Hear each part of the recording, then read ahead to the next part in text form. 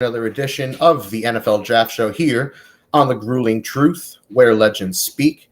I'm Dan Kornhauser, and co-hosting with me, as always, is our resident draft expert, Mr. Sam Teets. Sam, Happy New Year. How are you? Happy New Year, Dan. Doing great. Honestly, I'm very excited about the college football playoff this year. This is the first time, I have to put the numbers, but this is the first time I think we've had two one-score games in the semifinals in the college football playoff. So this is the first time we've had two competitive semifinal games. It was truly a great way to kind of welcome in the new year some great college football. All right, so you know what? Since you already alluded to it, let's jump right in. The college football playoff comes to an end this upcoming Monday. It'll be the national championship between the TCU Horned Frogs and the Georgia Bulldogs. Now, Georgia's the favorite. I don't even think we need to talk about that. It's obvious. They've got a ton of NFL caliber talent, and we're going to go over the 2023 national championship, give you our predictions, but we're going to do it with a little bit of twist because this is the NFL Draft Show. We're going to talk about the national championship with an eye on the NFL Draft and focusing primarily on players that have either already declared for the 2023 NFL Draft or are projected to do so at some point before I think it's the January 15th deadline. So here we go. Let's jump right into it. Georgia, TCU. TCU coming off of a huge win, shootout with Michigan, got crazy.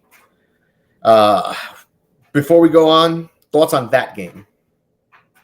Yeah, that was awesome. I thought TCU was trying to give away the game, though. TCU almost cost themselves the game. I forget at what time. I forget if it was the fourth quarter or third quarter. TCU had a great punt return. They had the ball within Michigan's, I want to say, 25, 30-yard line, and they ran the ball 4 times. Like, they were playing to grind clock, and they kicked the field goal. They were still only up by, I think, like one score, maybe just over one score. It was not like they had pulled away. In a game that we saw, like 40-plus points scored in the third quarter alone, and TCU was trying to grind clock very early on. I just thought TCU was trying to give the game away. Ultimately, though, they ended up pulling away and winning that game, and they did because the defense had some huge plays. And we'll talk about some of those guys. I don't want to get into them right now. We'll talk about some of the guys on defense who played phenomenal ball. And J.J. McCarthy, I've seen some people who really are trying to be J.J. McCarthy apologists. I know guys who are really talented, what they do at scouting players, stuff like that. McCarthy not draft eligible, but I've seen some people try to hype him up after this game. Like, you got to understand, he's one of the reasons why I lost this game. Like, J.J. McCarthy from Michigan was two pick sixes, dude. Like, this is the reason you lost the football game, essentially. It's because your offense gave points up.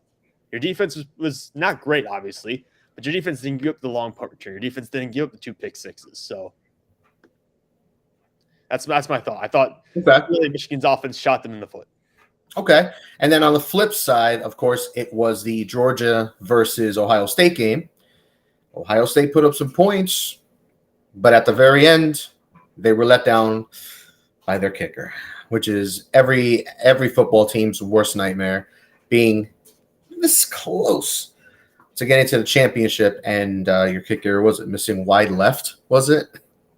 Yeah, wide left by like 30 yards. Yeah, I could have done that. I could have went out there right now, tonight, and I could have done that exact same thing.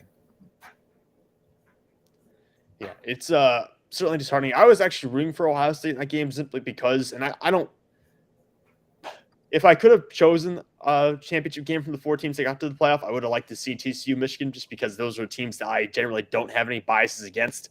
I don't like Ohio State that much. I don't really like Georgia. Mm-hmm. But out of this game, I was kind of rooting for Ohio State because we haven't really seen them get to that point where they get past that first round in a little while. Georgia, on the other hand, has just been there last year. Georgia's not the same team they were last year, certainly. Defensively, they don't have that caliber talent right now. So I was kind of pulling for Ohio State, a little disappointed with how it ended. Looking back at this game, I thought the big turning point for Georgia that really helped them get back in was Marvin Harrison Jr. getting hurt. Because up to that point in the game, he was having almost anything he wanted. I mean, he was torching almost anyone who they put on him. He was being the catalyst for that offense. And Stroud played phenomenal. Stroud showed everything he possibly could have to boost his stock in the best way possible at the very end of the year.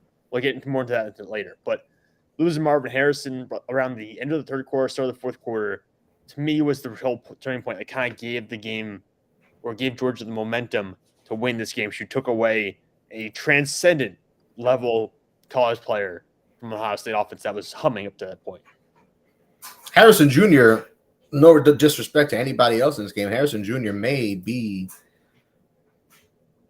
one of the best players, if not the best offensive player in that game. Oh, he was the best. Yeah, he's the best player in terms of talent. In terms of NFL draft thinking. Yep, he is the best player in that game. And Brock Bowers, the tight end for Georgia, who they didn't really use the way I was hoping they would, is probably number 2.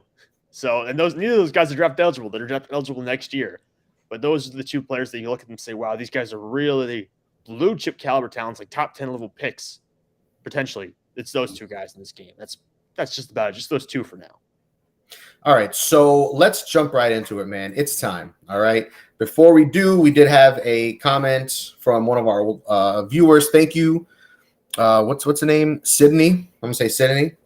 Good night here, Brazil. Thank you for watching from Brazil. Hope you guys are enjoying the show so far. And I want to remind you guys that we are brought to you by betting.net, and betting.net is your best bet for sportsbook and casino sites. Head on over to betting.net. So now let's talk national championship. It's time. All right, it's Georgia, it's TCU. And when I'm looking at these 2 teams in terms of players who have either A, already declared, or B, are projected to declare, it's kind of one-sided. Georgia's got pretty much about twice the amount of potential draftees in this year's class than TCU. And it's on both sides of the ball, and it's not just backups and depth guys in later rounds. It's superstars. First-round picks, second-round picks, guys like Jalen Carter, Keely Ringo, Broderick Jones, offensive tackle, Nolan Smith, stud edge rusher, Christopher Smith, no relation, and Tyke Smith. None of these guys are related, but they're all playing defense, 2 safeties, 1 edge rusher. Darnell Washington, who's a dark horse potential first-round pick at tight end. I mean, absolutely stacked. And then you got guys like Stetson Bennett, and so on and so forth down the line. But let's talk about Georgia, dude. It's not quite what they were last year in terms of NFL talent, and it's not quite what some of these great Alabama teams in recent years have been. But it's up there, and they do have a potential top 3 pick on the defensive side in Jalen Carter. Yeah, and Jalen Carter's had some quiet nights throughout the course of this year, so I do wonder if he'll end up going top 3 or not. But he's definitely like a blue chip caliber talent for this draft class, and they have a lot of players who are going to go and compete to be first-round picks, top 50 picks, top 62 picks, certainly, or 64 picks, I guess you're including both the first rounds. Overall, my most recent big board, which was I did top like 230 technically, but in the top 200, I had 9 Georgia players and I had 7 TCU guys. So it's a little bit closer, I think, than people realize in terms of the draft talent for these programs. I think the big difference makers, though, for Georgia is you look at some of the offensive weapons they have. Someone maybe he hasn't gotten enough hype to this point, Kenny McIntosh, the running back, who had some really explosive plays and some found against Ohio State. A really good receiving back. Think about it's not Dalvin Cook, but Calvin Cook's brother who came out of that program last year, James Cook, was a good receiver, right? Kenny McIntosh, in my opinion, is a more well-built running back and a more explosive running back who gives you a more well-rounded approach to the game because he can run between the tackles a little bit more. They have that player. It's going to probably be a third-round pick on their offense. They also have, again, Brock Bowers, who's not draft eligible, but they have Darnell Washington, who could be a second-round pick, who's that like 6'7" power forward playing tight end on offense as well. And they got some good offensive line talent that help them out as well. There's some sneaky good receivers, too, on this team. Guys like Ladd McConkey, A.D. Mitchell, they're players who are game changers in the extent who can come up with 1 or 2 big plays a game and really flip the math for you on that level. Now, it'll be interesting to see those guys versus a talented TCU secondary. Overall, I think the biggest drop-off from last year's Georgia team to this year's Georgia team is on the defensive side of the ball, though. I think there's a real significant difference here in terms of the front. You don't have the linebackers anymore. Last year, you had linebackers. I think you had 3 linebackers get drafted. You're not going to have that this year. I don't think you're going to have a single off-ball linebacker drafted for Georgia, and it is a difference maker. They also don't have the depth in the interior they had last year. They had 2 guys who were the interior players get drafted. Mm-hmm. This year, they only going to have Jalen Carter, and that's about it. And the secondary is probably the most, or the part of the team defense that has kept up the most compared to last year because they have a lot of guys coming back. They have had freshman Malachi Starks come in. But at the same point, Keely Ringo is vulnerable. We've seen him get beat before. We saw him get beat by Marvin Harrison once or twice. He's not an invulnerable prospect. He is falling, quite frankly, down a lot of draft boards. And Christopher Smith is a little bit more of an athletically limited safety. Tyke Smith hasn't even played a lot recently. He hasn't even played a lot throughout the course of the season. So True. it's very interesting to look at this Georgia defense because I don't think they are as dominant as some people perceive them to be. Now, I'm glad you brought up Ringo, and we're not talking about the Beatles. Of course, I'm talking about Keely Ringo, and I'm glad you brought him up because he played 47 snaps this past game against Ohio State, and as you said, they went at him, and they targeted him 13 times, and he only allowed 6 receptions, which is all right, but still, when you have your supposed number one corner being targeted 13 times, committing a penalty, and just not looking great overall in coverage, which is something we've seen a lot of this season from him. And like you said, he's dropping down boards seemingly. One of those guys, long, tall, long arms, athletic freak, fast, physically everything you look for in a cornerback one. The tape is just bad. He just hasn't put it all together. And it's not just that he gets beat, because we know even the best corners are going to get beat, unless you're Ahmad Gardner.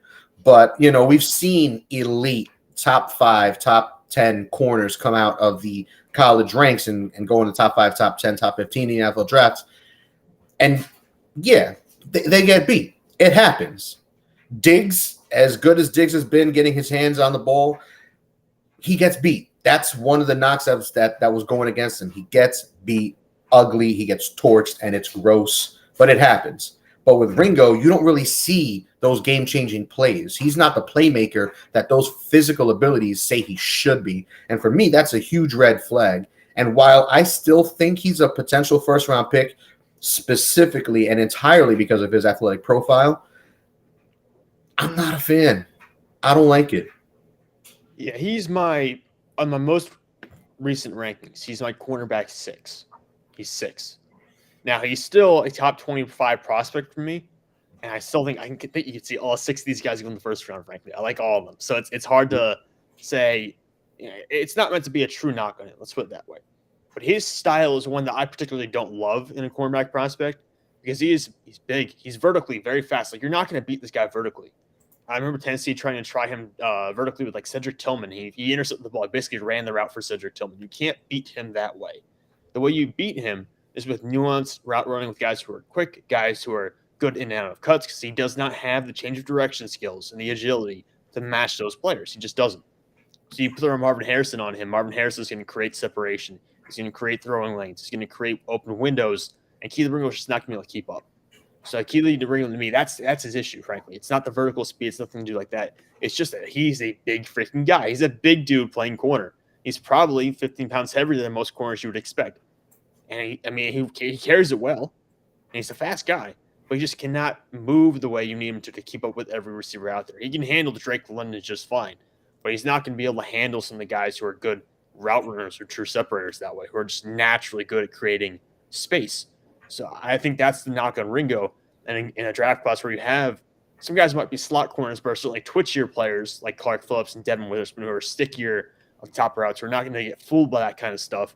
You have Cam Smith from South Carolina. You've got Christian Gonzalez, who's supposedly going to run very fast. You got Joey Porter Jr., who's another big corner, who's probably a little bit more less cornerback one bust than Keely Ringo. It's just, it's a lot of guys up there in the first round right now. I think Keely Ringo at this point is at the bottom of the pack for me. Now, before we move on, I do want to remind you guys that your top sportsbook comparison site is betting.net. Betting.net offers extensive reviews on the best sports books out there, so you don't have to. Head on over to betting.net.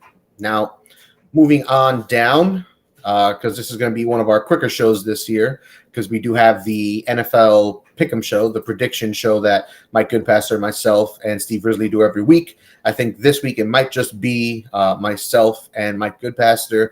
Risley has been recovering from some health stuff that he's been going through, but he's recovering, and we miss him on the show, and I hope he gets back soon. Mr. Steve, not the same without you, bud. We need someone out there to call Mike a dumbass.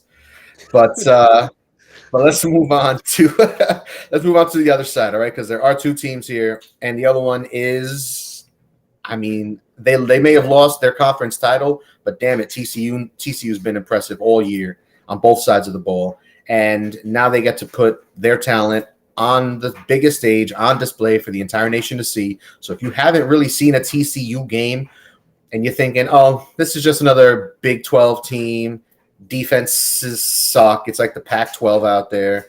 They run these weird offenses. They already lost in their conference championship. Do they even belong here? They belong. All right. They belong. They belonged all season. If they didn't make the playoff, it would have been highway robbery. And clearly, after what they did to Michigan and how impressive they looked, despite Michigan coming back, they're in the chip. They earned it. And they have one of my favorite players in this entire draft class. We've talked about him on multiple shows. Whenever we do a mock draft, this is my boy.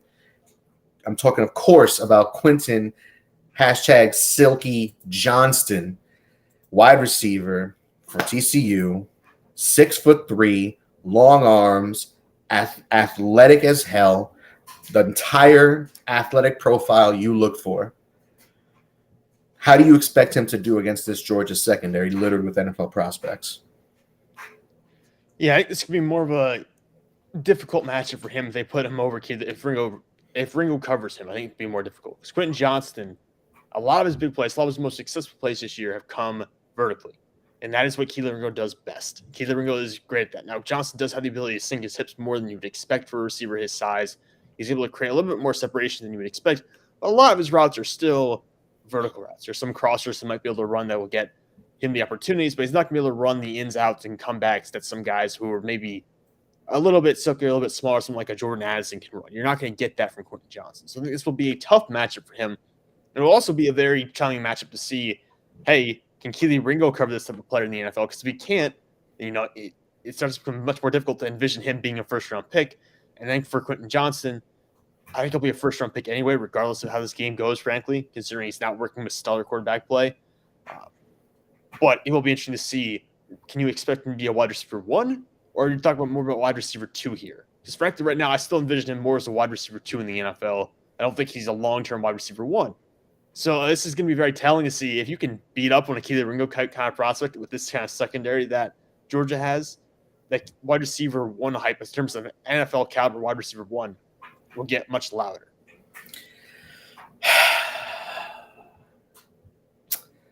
You said some things there. You said some things. I still have him as a top 10 prospect on my board this year. It's just that I don't want Quentin Johnston being my top receiving option on an NFL roster. I'm sorry. You know what? That's my boy. I see him as my wide receiver 1. He's a top 10 pick for show. And honestly, aside from the lack of a route tree that he's been running, because let's be honest, like you said, he's a deep threat. TCU doesn't really ask him to do too many option routes. He doesn't have to read the defense too much. And there has been times where he's had to read zone coverages that he doesn't really make the right decision at as much as he probably should. But aside from those very, very small questions, I don't know what else you want from a guy. He's got the prototype size. He's gonna have a 40+ inch of vert. He's gonna run a 4.3, 4.3 40. It's gonna be something real, real special. Oh, and let's not forget, he just shat all over Michigan's secondary. He was targeted 9 times, had 6 receptions for 163 receiving yards and a touchdown. He was the highest graded guy on their of their receiving core in that game. And I mean, on the season, the stats are impressive. He's got 59 receptions, over 1,000 yards, an 18-yard average. And despite being their only consistent option, he still gets it done on a game-to-game basis. So, like you said, this might be very telling for those who are still on the fence like yourself. For me and others who are like me, I know you still said he's a top, 10 or whatever prospect, but still. I didn't like what I just heard right there about being a wide receiver too. And I mean, even in the loss against Kansas State, he went off 4 receptions for 139 receiving yards. Wasn't his fault that they lost that game. So him aside.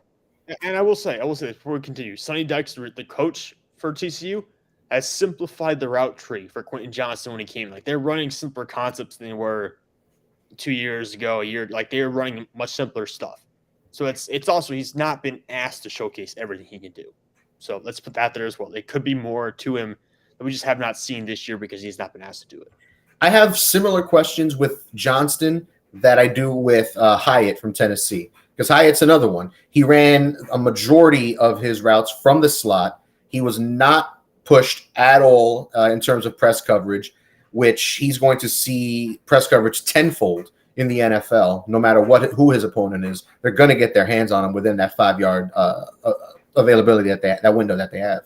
So I have similar concerns with these two guys, but Johnston, I mean, I have a lot less questions with him than I do a guy like Hyatt, but they're similar specifically with the route tree thing and the lack of real definition to the route running game, and that might slow their progression early on in their career, similar to a Treylon Burks, for example, who also had a limited route tree coming out of college, but he's another physical freak. So you figure once he gets it together and he gets more comfortable in Tennessee's offense, he'll start putting on more performances like we saw from him in the second half of this season for Tennessee. You can even say you've seen that with Christian Watson in Green Bay to some extent. Mm-hmm. That downfield guy on threat who gets the speed and all that. The difference between someone like Watson and Jalen Hyatt, I don't want to turn this into a Hyatt podcast, but I haven't ranked as like a third-round grade, honestly, because I'm not a big fan of Jalen Hyatt. I think he's just a speedy vertical guy who got a lot of free releases, a lot of stack things, a lot of switch releases, a lot of free space essentially manufacturing that offense. Quentin Johnson is a different animal entirely than Jalen Hyatt. Like he's 2 rounds higher. Whatever Jalen Hyatt is, Quentin Johnson is 2 rounds better than that. Oh, yeah, I totally agree. Just wanted to mention it because of the similarities with the route tree thing. Yeah. And it is something worth noting, especially for a guy you expect to go in the top 10. But let's keep moving down the TCU roster because there's a couple other guys I do want to talk about. One of them being Travius Hodges-Tomlinson. He did declare 5'9" corner. He might have, I think it was a conversation of him declaring last year as well. He inevitably didn't, went back to college, and he's been up and down this season. He's a smaller corner, probably going to be a slot guy at the next level. What are your thoughts on a player like him? Because personally, I think he's the top player to consider on this TCU defense for this year's draft. Yeah, it's going to be a close call. I have him as like a late 3rd to early 4th rounder. That's kind of the range I'm looking at him right now. Again, part of it is because of the size, and you do have some very talented slot corners who are just twitchier at the top of the draft, and Devin Witherspoon and Clark Phillips. Hodges-Tomlinson, the issue with him this year has been penalties. He has, I think, double-digit penalties this year. He got penalized multiple times against Michigan. He got penalized 3 times while covering Rashee Rice against SMU. And it's not that he's getting beat downfield necessarily. It's that he hasn't located the football. So he's running into receivers trying to play the ball without turning around to locate it. So I think that can be cleaned up. Prior to this year, he was not penalized almost at all. He had like 5 penalties over the past 2 years prior to the season. So that's something to keep an eye on, though, with him. If I had to have like an NFL comparison for him, I'd say like a McKillen for Cincinnati. A guy who plays a little bit above his weight. He's a guy who is willing to come downhill. He will tackle. He will make plays against the run. He will take on blockers who are blocking for screens. He will make big plays like that. He will get tackles for loss. Hodges-Tomlinson can do that for you, and he's a quality coverage player. That's kind of how I view him right now going into the draft, which is why I have him like late 3rd, early 4th rounder. There's a lot to like about him. Again, I just think that the size, officially is at 5'9", 180, which means he's probably going to be smaller than that when they do the official measurements. That is a bit of a hang-up for me, and you do have to expect that to be a bit of a hang-up for NFL teams, considering some of the things they've done in the past. Now, of all the snaps he's played this year, which has been over like almost 900 snaps, he's played 745 of those on the outside. So it'll be interesting to see that transition to more of a slot role in the NFL, because 5'9" in today's NFL is not outside corner material. I mean, you could have gotten away with that, a few years ago, 10 years ago, something like that, but you're not going to get away with that in today's NFL. Now with these outside guys being 6 foot, 6'1", 6'2", 6'3", 6'4", etc. So he's going to end up in a slot inevitably. But yeah, let's move on because we are running low on time. I just want to talk about the quarterbacks real quick before we make our predictions. What are your thoughts on these 2 quarterbacks, both Bennett and both UDFAs? They're both okay. Neither should be drafted. You should not touch either of them with the 10-foot pole. That's how I view both these quarterbacks. I mean, I haven't done the sit down evaluation, like the full 2-3 page report on Stetson Bennett. I've done it on Max Duggan. It's just great college quarterback, hard worker. Everyone loves him. Good character, good leadership, scrappy player, tough guy. We see these guys in college football all the time. He's probably going to get drafted in the 6th or 7th round because NFL teams do this. But in terms of like draftable caliber talent, ball placement, ball accuracy, footwork, none of it's there. It's just not consistent. He can have good games every now and then, but it's not consistent enough to the point where I'd say, I actually want to draft this guy. It's not an NFL caliber football player. And I would see like Sam Ellinger starting games in the NFL in the year 2020. So that means that Max Duggan will probably get a shot to make a roster at some point. But I don't see an NFL player there. Stetson Bennett has improved from last year to this year, and he has shown up in big games during his career. That being said, he's like, if Bryce Young could not, like, he's like Bryce Young, but a pocket level passer with who's inaccurate and doesn't have as nearly the arm talent that Bryce Young has. Like, he's just Bryce Young, take out all the good traits, and whatever's left is Stetson Bennett, essentially. And that's kind of how I view him. So neither of these guys to me are draftable prospects. Damn, dude. That's harsh, bro. Take this guy and take all the good qualities about him, and you've got Bennett. Essentially. I mean, that's where I will say he has made more deep throws over the course of like the clutch games in the college football playoff for the past couple of years than you would expect from a player with his arm talent. But still breaking everything down. And again, he'll be drafted. Like, he and Duggan will both be drafted. I have no doubt someone will take him in the 6th, 7th round. It's going to happen. But in terms of like evaluating him against the scale of other quarterbacks in the draft, other quarterbacks who maybe even went back to school, like, these guys aren't draftable prospects in my opinion. All right. So we're running low on time. Let's make these predictions. It's time. Thank you guys who've been watching for sticking with us so far. We appreciate you. I want to remind you before we move on to our final segment that you got to head on over to betting.net, find the best place to bet for you. Betting.net offers expert and user reviews for every online sportsbook and casino in your state. So head on over to betting.net. Now let's wrap this up. Let's make these predictions. TCU, Georgia, who are you taking? Matter of fact, let me see something. Let me see what the line is real quick so we can do one of those. Boom. All right, here we go. Is this the most recent? I don't feel like this is the most recent. I don't care. We're going to go with it. Give me one sec. My computer's slow. Ha, ha, ha. I'm looking at the spread. It says spread on ESPN is showing negative 12.5 Georgia. So, or plus 12.5 TCU, however you want to phrase it. So, it's almost a two touchdown spread. Yeah, I see that. Yeah. Okay. So who you taking? Georgia minus 12.5. Yeah, I would take TCU plus 12.5, honestly. I would lean TCU to cover the spread. To win the game, I'm taking Georgia. Like, money line bet, I would take Georgia.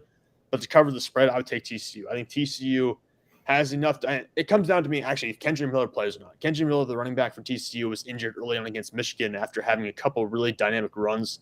They do have a quality backup who had a good game the rest of the way. But Kendrick Miller might be running back 5 in this draft class if he declares. He's going to be like a late 2nd, early 3rd round caliber player in the draft. And so Kendrick Miller, the running back for TCU, if he plays or doesn't play, is a huge factor in this game. If he's available, I think they definitely cover the 12.5. I think they have enough up front. You got a couple of players who might get drafted up front on that offensive line at some point. I think the left tackle Brandon Coleman might get drafted eventually. Steve Avila at guard is going to get drafted. The center might get drafted at some point. They have some quality players up front. I think they will cover the 12.5, but I don't think they will win. Okay, so you're going to take TCU minus 12.5, but you think Georgia wins? Yes, because frankly, Stetson Bennett will make mistakes against the secondary. The other cornerback for TCU, Josh Newton, very good. He's allowed under 10 yards receiving in 5 of his last 7 games. He's good. Like, he should have been an All-American this year. Him and Hodges Tomlinson are very good. I'm going to take Georgia with that minus 12.5. Georgia's got the 5th ranked defense in the nation, elite. They've got one of the best front sevens in the country. Their offense, while not quite TCU's, TCU ranked 4th in the nation, Georgia ranked 8th in terms of points per game. So Georgia, and they did it in the SEC. They put up points at will. I'm going to take Georgia. I think TCU is overmatched. I do. Duggan is, or Dugan, whatever, how do you pronounce his last name, for TCU's quarterback. He's one of the better quarterbacks in college football. And while he may not be much of an NFL prospect, I'm sure he'll be willing to.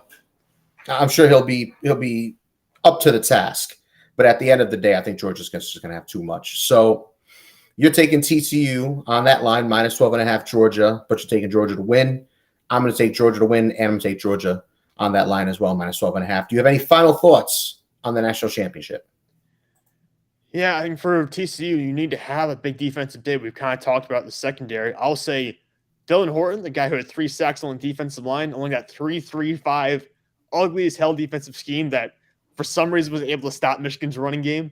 Dylan Horton needs to have a huge game as back-to-back weeks, essentially. He had, I think, a sack and a half or 2 sacks against Kansas State, 3 sacks against Michigan. He's on a tear. He'll probably be a top 100 pick at this point.